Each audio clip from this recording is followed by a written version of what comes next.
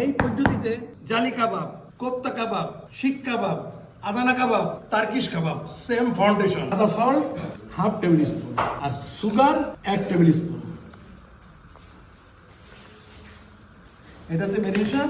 আমি আরেকবার দেখাই, কুপানটা এরকম করে দিয়ে এরকম করে ভাঁজ করবে, এরকম ভাঁজ করবে, এই ভাঁজ করবে দিয়ে এই মাথার থেকে একটু উঠে নেবে, এই মাথার থেকে উঠে নেবে, নিয়ে এটা আবার একটু কুপায় নেবে।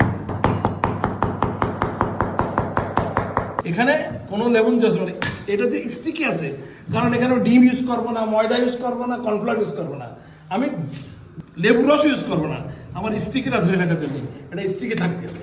ঠিক আছে, টার্কিশ কোপ্তা কাবাব, টার্কিশ কোপ্তা কাবাব। ঠিক আছে, কিমা তো নেওয়া হয়েছে।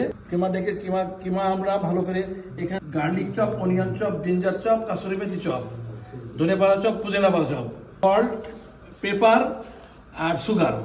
তো এটা নিলাম, এই যে এভাবে করে আমি এভাবে কি করবো, এই যে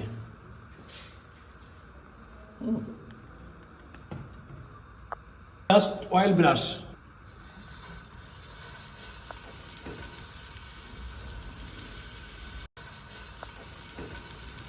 প্রচুর পরিমাণের এই কাবাব পাওয়া যায় ইস্তাম্বুলে। একটা মশলা যায় জাতার মশলা যায়।